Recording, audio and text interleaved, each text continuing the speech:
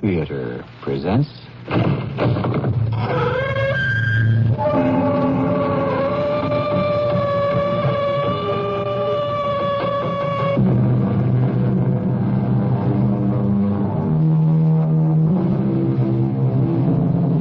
in. Welcome. I'm E.G. Marshall. This is a very special occasion for me. I'm to be a little more than your host. This time, I will not only be introducing the story, but telling it to you, acting it out. The Mystery Theater's special Christmas story this year, Charles Dickens' immortal classic, A Christmas Carol, with Guess Who as Scrooge. Bah, humbug.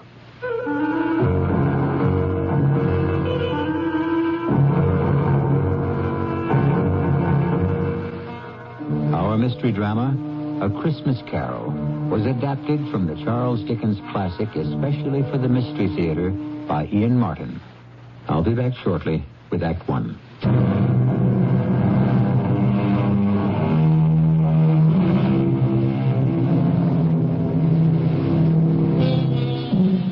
Charles Dickens' A Christmas Carol begins like this. Marley was dead to begin with. There is no doubt about that whatever. The register of his burial was signed by the chairman, the clerk, the undertaker, and the chief mourner. Scrooge signed it. Old Marley was dead as a doornail. Ebenezer Scrooge? Oh, he was a tight-fisted hand at the grindstone, hard and sharp as flint, from which no steel had ever struck out generous fire. Solitary as an oyster. He iced his office in the dog days and didn't throw it out 1 degree, even at Christmas. A Merry Christmas, Uncle. God save you. What? Oh, it's you, nephew. What brings you here on a miserable, cold, windy night like tonight? Cold and windy, yes, and the snow falling softly. A perfect Christmas Eve to say, Merry Christmas, Uncle. Humbug. Christmas, a humbug? Oh, you don't mean that, I'm sure. I do. Merry Christmas. What right have you to be merry, or the world at large? What reason have you yourself to be merry? You're poor enough. Oh, come then. What reason have you to be dismal? What reason have you to be morose? You're rich enough. Don't you taunt me, Fred. Bah! Don't indulge yourself in expectations. Humbug. Take me as I am, Uncle, and as the season is, and don't be cross. Where else can I be when I live in a world of fools? Christmas. Phooey. What's Christmas time to you but a time for paying bills without money? Time for finding yourself a year older and not an hour richer. If I could work my will, every idiot who goes about with Merry Christmas on his lips should be boiled in his own plum pudding and buried with a stake of holly through his heart. Oh, come along, Uncle. Can you not let down for once and enjoy yourself? Come along, nephew. Keep Christmas in your own way. Let me keep it in mine. Yes, but you don't keep it. Leave me alone, then. Much good it may do you. Much good has it ever done you? Oh, there are a lot of things, Uncle, from which I've never profited. Christmas among the rest. Except that when it comes around, who can resist it? A kind of forgiving time of year when men and women seem by one consent to open up their hearts freely. So then I say, Uncle, though it never put a scrap of silver or gold in my pocket, I believe it has and will do me good, and so I say, God bless it. Who's that? What's all that there? I'm sorry, Mr. Scrooge. It's just that it is a holiday, and my hands were so cold. Just let me hear another word from you, Bob Cratchit, and you keep your Christmas by losing your employment. Oh, please, sir, I humbly beg your pardon. It was just an action on the spur of the moment. Just apply the spur to goad you into finishing your work, Cratchit, and let's hear no more from you. Yes, sir. Well, nephew, why are you here? To ask you to dine with us tomorrow. Dine with you? Never. There's nothing more ridiculous than all the fuss and expense over Christmas dinner. Oh, Uncle, I want and ask nothing from you. Why can't we be friends? Good afternoon. And with all my heart, I'm sorry to find you so resolute. But least, I wish you a Merry Christmas. Good afternoon. And a Happy New Year. Good afternoon. And be sure to make the front door fast. No wasting of heat here. No extra logs on the fire. Yes, Uncle. Mr. Cratchit. Yes, sir. May I wish you a Merry Christmas and a Happy New Year. The first I am sure of, and I thank you. The other... Who knows what the future holds? Be of good hope. The nerve of all of them. My nephew, Westrel, and Bob Cratchit on 15 shillings a week with a wife and family talking about a Merry Christmas. It's enough to make a man retire to Bedlam. They're all mad. Begging your pardon, Mr. Scrooge, a gentleman to see you. Yes. Scrooge and Marley's, I believe. Have I the honor of addressing Mr. Scrooge or Mr. Marley? Mr. Marley's been dead for 7 years. He died 7 years ago this very night. Ah, sad. Sad indeed. Still, I have no doubt his liberality is well represented by his surviving partner. Liberality? At this festive season, it is more than usually desirable that we all make some slight provision for the poor and destitute. You may make your pledge here. Are there no prisons? We speak of the needy. The union workhouses are not still in operation. They are. I wish I could say they were not. A few of us private citizens are endeavoring to raise a fund to buy the poor some meat and drink and means of warmth. What shall I put you down for, Mr. Scrooge? Nothing. Of course, you wish to be anonymous? I wish to be left alone. By tax, I hope to support the establishments we have mentioned. They cost enough and more. Let those who are badly off go there. Many can't go there. And many would rather die. They would rather die than let them do so and decrease the surplus population. Good afternoon, sir, whatever your name is. I find you hard to believe, Mr. Scrooge. Cratchit, let him out. Close the door, Cratchit, to extinguish what coals remain. Yes, sir. No, sir. Come here. Coming, Mr. Scrooge.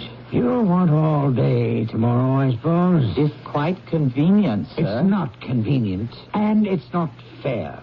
If I was to stop half a crown for it, you'd think yourself ill-used, I'd be bound. Well, sir, And yet you don't think me ill-used when I pay a day's wages for no work. I would not presume to have an opinion, but then it is only one day a year. Yeah, poor excuse for picking a man's pocket every 25th of December.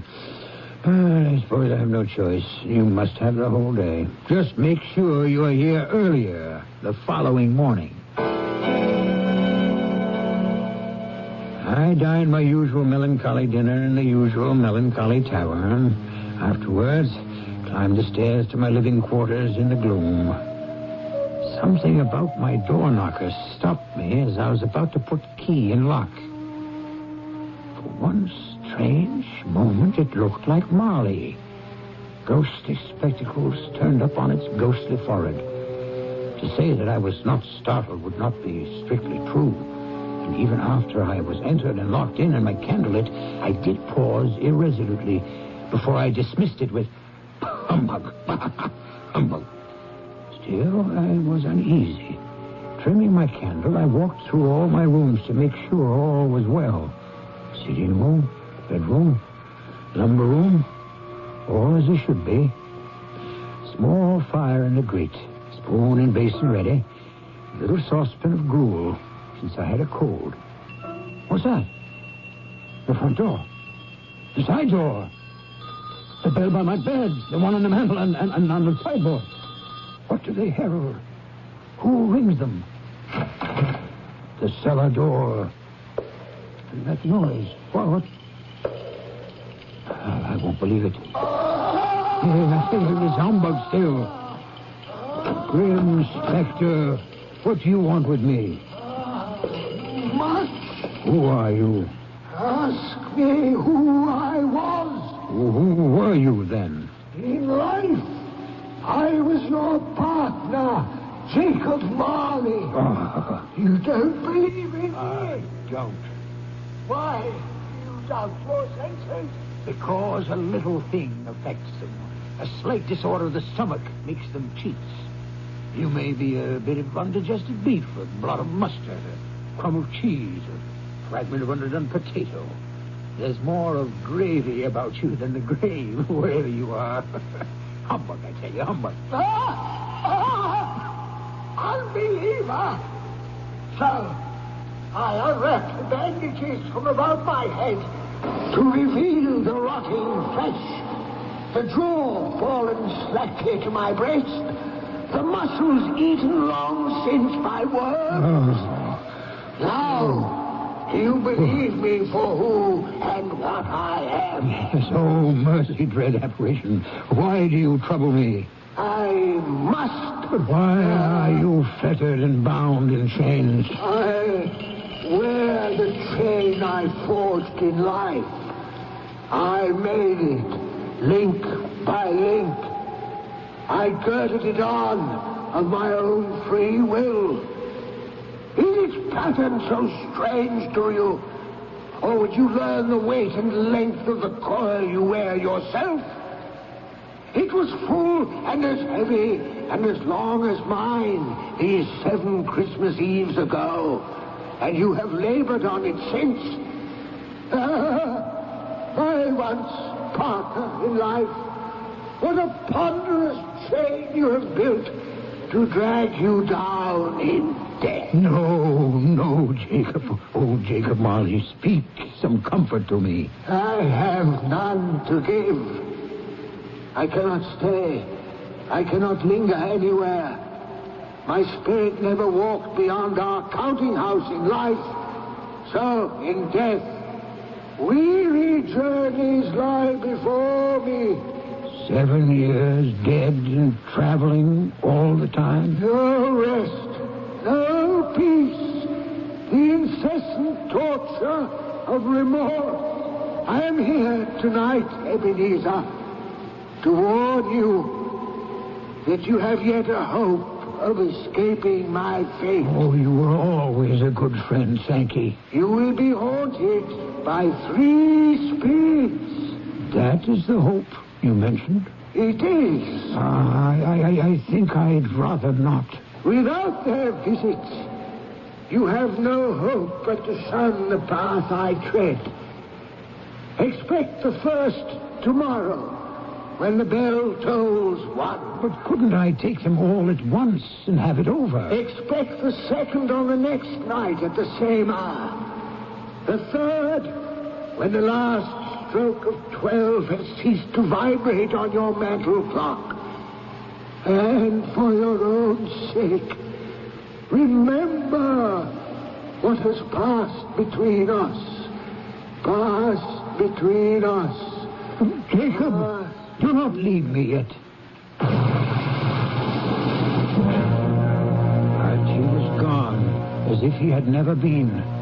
And yet, he had been. And Ebenezer Scrooge would never be the same man again. He fell asleep without undressing upon the instant. A sleep that was destined to be disturbed, as I shall relate when I return with Act 2.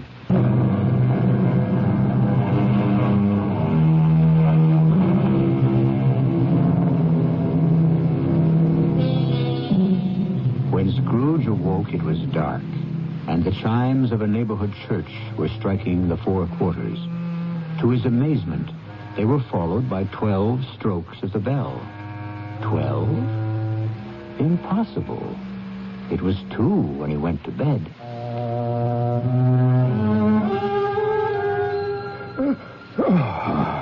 Why, it isn't possible I could have slept through a whole day and far into another night.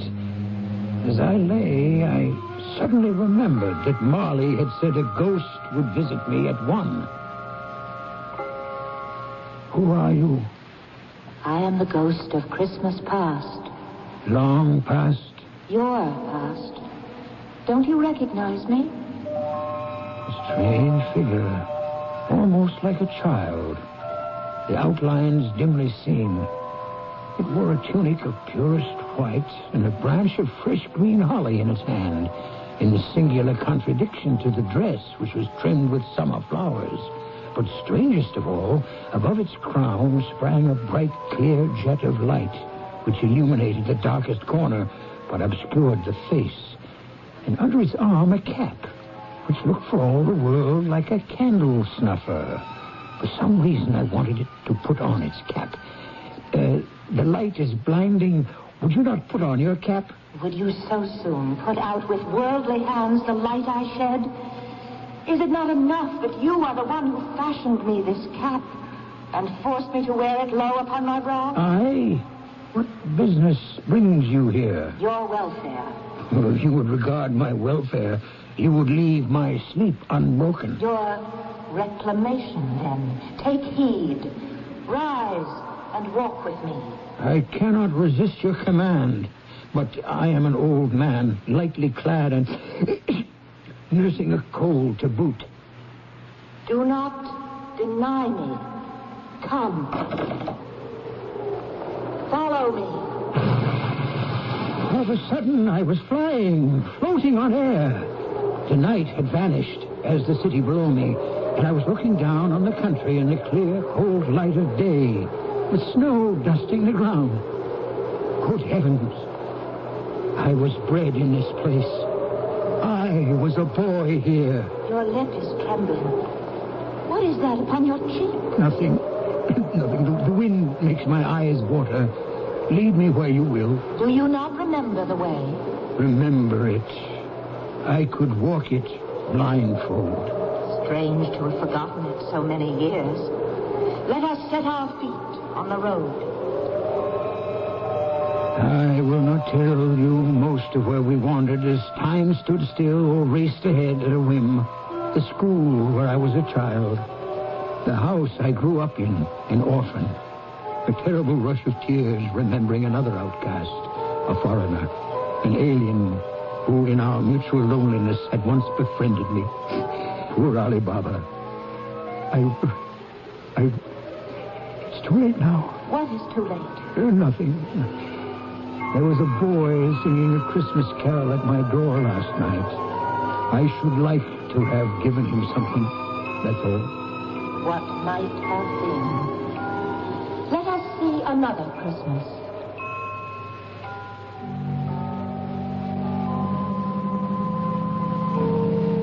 What's that? Your aunt, who brought you up, passed away. Oh, no. A delicate creature whom a breath might have withered. But she had a large heart. Amen to that. I will not gainsay it, Spirit. When she died, she had, I think, children. One child. True. Your nephew. Yes.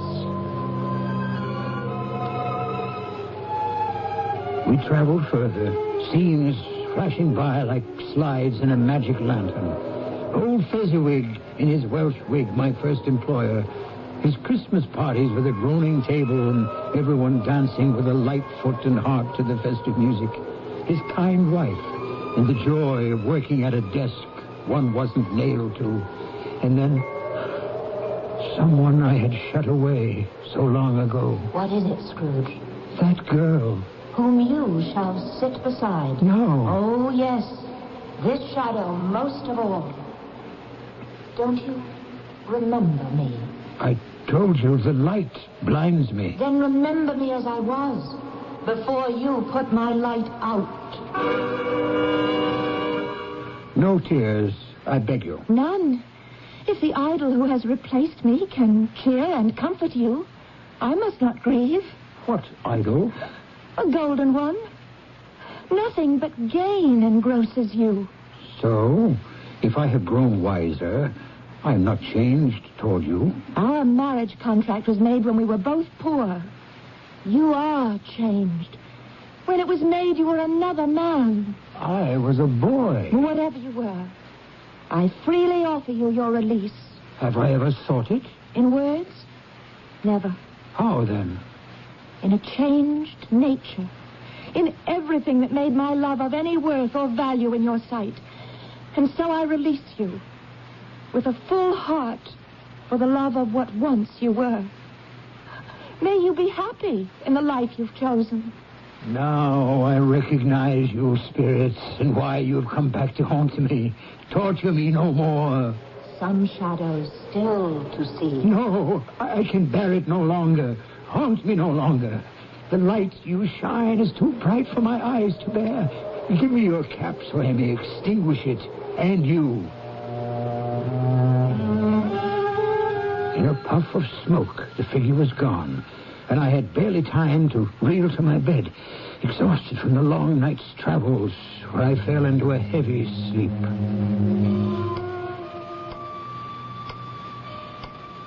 What's that? The clock ticking away. Awake in the night of time. Almost one.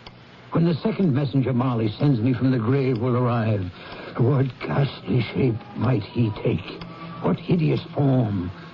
What torture might this one plan for me? At least I am prepared for anything. Well, prepared for anything but nothing. Hello there, spirit. Are you invisible to me? What's that? That great light from beneath my sitting room door. Here's a fearful waste of light, a shocking extravagance. I must go in and douse these candles. Yet I'm afraid to enter. Scrooge! Ebenezer Scrooge!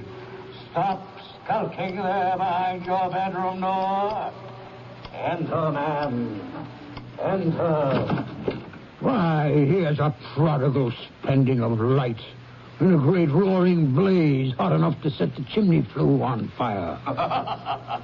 Look well on me. Have you never seen the like of me before? Never. It is time your eyes were opened to this and other things. Spirit, I will be no trouble. Conduct me where you will. I went forth last night on compulsion, and I learned a lesson which is working now. Tonight, if you have aught to teach me, let me profit by it. Hold fast to my robe. In the blink of an eye, we were transported to a mean and shabby little house, threadbare but clean as a new washed shirt, and redolent of the mouth-watering smell of goose, basking in sage and onion, and aromas of an eating house and pastry cooks next together, which came from the Christmas pudding. Whatever has got your precious father, then, and your brother, Tiny Tim? I never remember him, Martha, as late as this on Christmas Day. What a place is this? House of your clerk, Bob Cratchit. See, here he comes now. That child he carries on his shoulder, with a little crutch in his hand, and his lower limbs bound in an iron cage. The youngest of the Cratchits, Tiny Tim. Why, look at him struggle after the others as his father sets him down. Where are they off to? To watch one of the merriest sights of this merriest of seasons. The golden goose turn on the spit. Shh.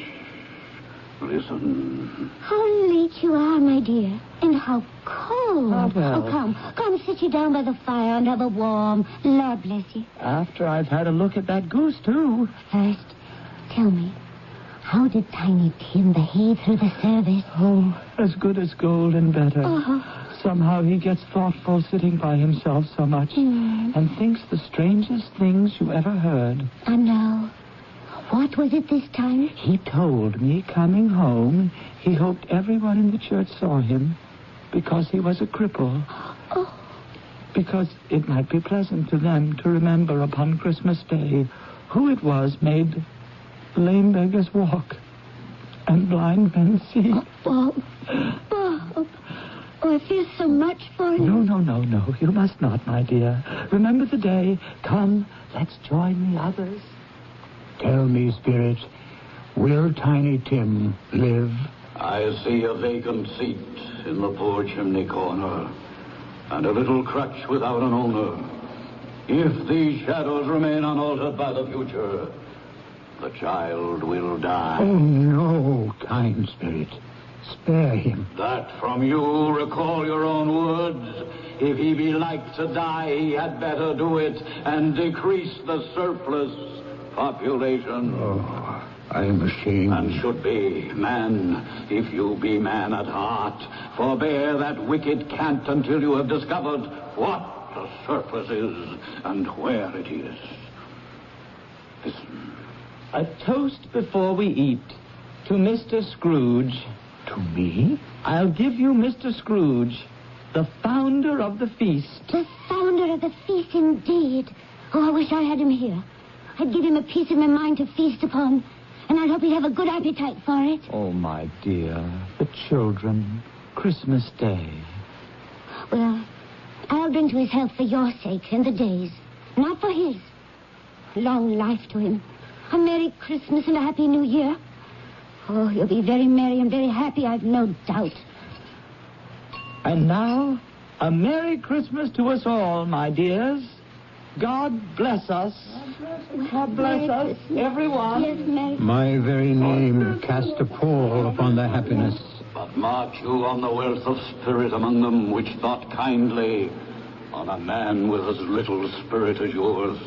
In particular, that poor little lad, Tiny Tim. Did you notice how generous he was to end the toast with, God bless us, everyone, including even me? What a valiant little soul, in spite of all his handicaps. Perhaps your eyes are opening at last. But come, you have more to learn. Where now? Your nephew's house. He said that Christmas was a humbug.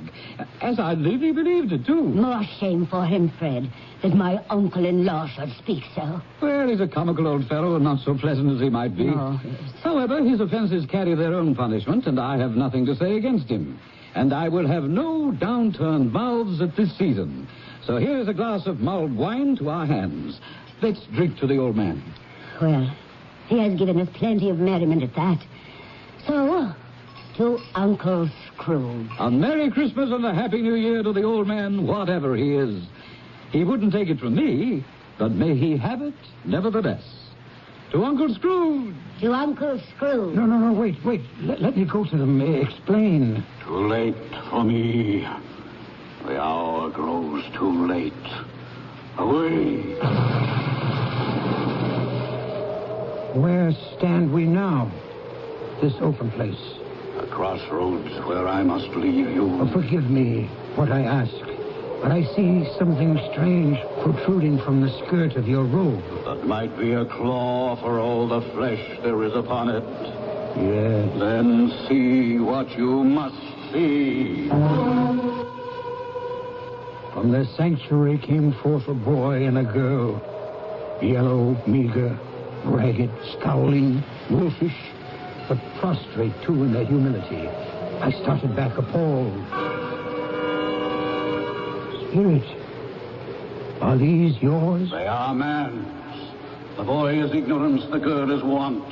Beware of them both and all of their degree, but most of all beware this boy, for on his brow I see written doom, unless the writing can be erased. My time is sounding. Wait. Have these pitiful creatures no refuge or resource? I answer in your own words. Are there no prisons? Are there no workhouses? Hold for one moment. Help me. Where should I turn? Turn and face your future.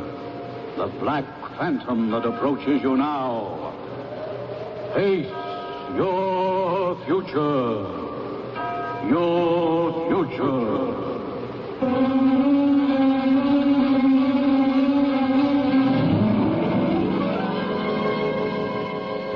As the last stroke of the bell struck 12, Scrooge turned to face a dread figure, a solemn phantom, draped and hooded in blacks and deep grays, coming, creeping like the mist about it towards him. I'll return with Act 3 very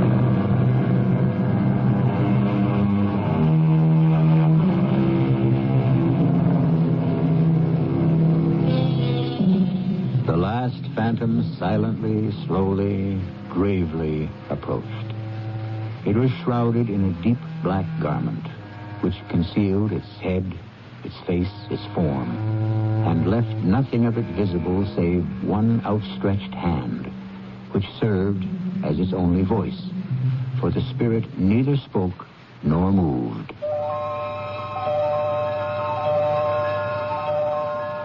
I am in the presence of the ghost of Christmas yet to come. You answer not, but point where we are to go. Lead on, spirit, and I will follow. A great black cloud gathered me and carried me willy-nilly to the streets. Its shroud, like the figure that stood by me, hung about me as I listened to two gentlemen talking in the street. So, Mr. Grimes, old Scratch has got his own at last. I have been so informed, Mr. Goodfellow. When did he die? Last night, I believe. What on earth could he have caught? I thought he'd never die. God knows. Why should I care? What has he done with his money? Heaven knows. Not left to charity, and certainly not to me. Left to his company, perhaps. Well, God knows he appears not to have had any sort of personal tie. By which token, it's like to be a very cheap funeral. For upon my life, I cannot think of anybody to go to it. How dismal and awful to dismiss another human being in such terms. Forgive me, dread ghost. I did not mean to diverge. You wish to reveal something to me? You have my full attention.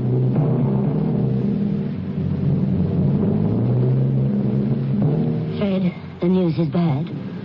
Bad? We are quite ruined. Oh, there's hope for us yet. If he relents. If he forgives or forgave, there might have been. Oh, but it is too late for the miracle. Poor, old, miserable boy. He's past relenting. He's dead. No, wait, spirit, wait. I'm not ready to leave. What else would you have me look on? Tell me again about today. About little Tim on the grave. It would have done you good to see how green a place it is. Oh. But you'll see it often. I promised him I would walk there every other Sunday. My last born. My poor little broken child. Oh, please. I shall break down with you. Oh, my darling. We can all try to be brave, but how can we hide our sorrow? What is more final and dreadful than death? I want to help, Spectre, but something informs me that our parting moment is at hand. Tell me, what man was it I saw lying dead? Very well. You point. Where to this time? A churchyard. And here we are. The headstone. You would have me read it? Tell me, are these the shadows of things that will be or may be only? Oh, my own name, Ebenezer Scrooge. Spirit, hear me. I am not the man I was. I will not be the man I must have been from all this intercourse. Why show me this if I am past all hope? For once, you make no motion. Your nature intercedes for me and pities me. Good Spirit, I will honor Christmas in my heart and try to keep it all the year. The three spirits shall strive within me. I will not shut out the lessons that they teach. Oh, tell me I may sponge away the writing on the stone. Give me your hand, I beg you. Give me your hand. I hold you to me. You cannot disappear. You cannot disappear. You... Oh, bless my soul. What I cling to is my own bedpost. And wait. Perhaps my time is my own to make amends in. Yes, I will live in the past, in the present, and the future. The spirits of all three shall strive within me. Oh, Jacob Marley, heaven and Christmas time be praised for this. I say it on my knees, oh, Jacob, on my knees. I don't know what to do. I'm as light as a feather, and I am as happy as an angel. I'm as merry as a schoolboy. I'm as giddy as a drunken man. A Merry Christmas to everyone. A Happy New Year to all the world. Hello there. Oh, hello. Oh, there's the saucepan the gruel was in. There's the door by which the ghost of Jacob Marley entered. There's the corner where I saw the wandering spirits. It's all right. It's true. It all happened. Oh, my God, I don't know how long I've been among the spirits. I'm a baby. I don't know what month it is. Throw open the window and rejoin the world. Hey, Mr. Grimes, what's today? Why, Christmas Day. Christmas Day! I haven't missed it. The spirits have done it all in one night. They can do what they like. Of course they can. Hello, my fine fellow. Hello. Merry Christmas. Merry Christmas to you. Do you still run the poulterer's shop in the next street but one? At the corner? I should hope I did, on my way to open up. Oh, pray then, Mr. Grimes, do I dare hope you have not yet sold the prize turkey that was hanging up there? Not the little prize turkey, the big prize turkey. The one as big as an ostrich? Oh, a delightful man, a pleasure to talk to him. Yes, Mr. Grimes. It is hanging there now. Well, what are we waiting for? I want to buy it. Bring it here that I may give directions where to take it. Send back your boy and I'll give him a shilling. Have him bring it back in less than 5 minutes and I'll give him half a crown. Better still, here's a £5 note. Send him to deliver the turkey to Mr. Cratchit by cab at the address I give you. And what's left shall be your Christmas present and his. Shaving was not an easy task, for my hand was shaking, and shaving demands attention. At last it was finished, and I dressed myself in all my best and issued forth to the streets. The first person I met was a portly gentleman who had walked into my counting house the day before, saying, Scrooge and Marley's, I believe. I hastened to intercept him. My dear sir, how do you do? I beg your pardon? I hope you succeeded yesterday. A Merry Christmas to you, sir. Mr. Scrooge, that is my name. I fear not pleasant to you. Allow me to ask your pardon, and will you have the goodness to allow me to contribute? May I have your ear, sir? What? Lord bless me. So much. My dear Mr. Scrooge, are you really serious? If you please. Not a farthing less. Will you do me that favor? Oh, my dear sir. I don't know what to say to don't say anything. Come and see me. Will you come and see me? I will indeed. Thank you. I thank you 50 times. Bless you.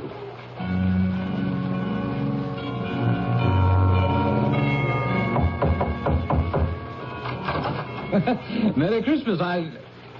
By all that's holy, is it you, Uncle? Me, Fred. You did ask me to dinner. Am I too late to take up the invitation? Too late? Will you let me in? Will I let you in? Why, here's the merriest turn a Christmas can take, darling wife. Here's Uncle Scrooge to share our Christmas. Isn't that a present for this day? You couldn't have brought Fred a better one. Welcome to our home, Uncle. For only the first of many times, I hope. It's a whole new year. Yes, and you may spend it all with us if you will. Only today, for I must be in the office as early as can be. No. Don't steal glances at each other. It isn't business on my mind, but recompense. And since at last I have learned to laugh, I want to have my first joke with the man I have perhaps wronged most all of these years. My faithful Bob Cratchit. A wonderful day.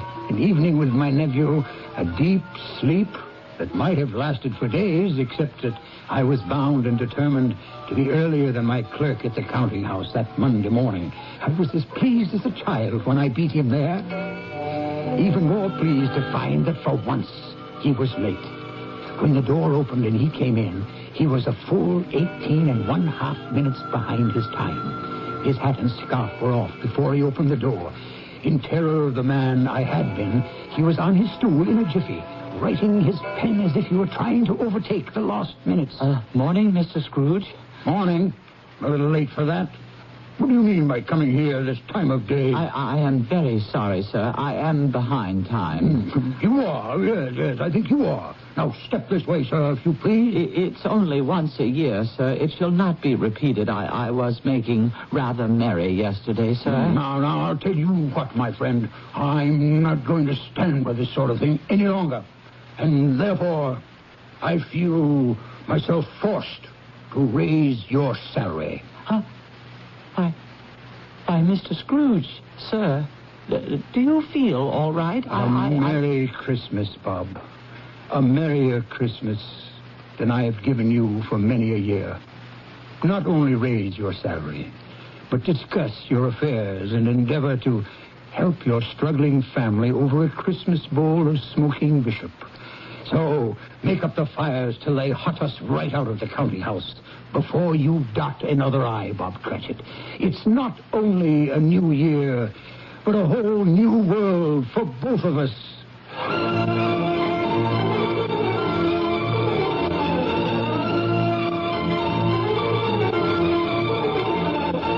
As we all know, Scrooge was better than his word. He did it all. And to Tiny Tim, who did not die, he was a second father. And he made a good new will for his nephew and his future partner, Bob Cratchit. One thing after a long life he took to his grave, that he knew how to keep Christmas well.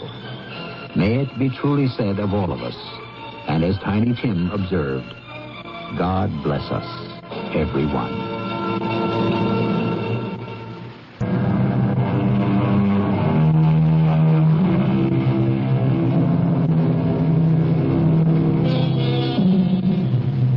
What more is there to say after Dickens' Christmas Carol, except the eternal message it brings, a Merry Christmas and a Happy New Year. Our cast included Marion Seldes, Ian Martin, Evie Juster, Robert Dryden, and William Redfield. The entire production was under the direction of Hyman Brown. And now, a preview of our next tale. Hey, listen.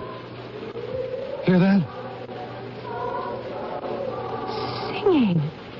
Of course, it's a carol concert. That's where everyone must be. Oh, come on, let's see if we can find them.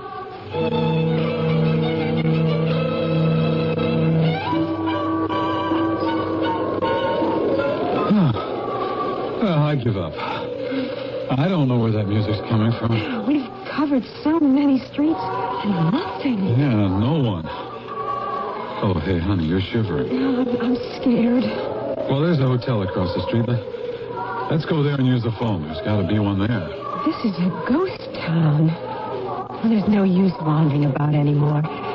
It's a ghost town in the middle of Ohio. This is E.G. Marshall inviting you to return to our Mystery Theater for another adventure in the macabre. Until next time, pleasant dreams.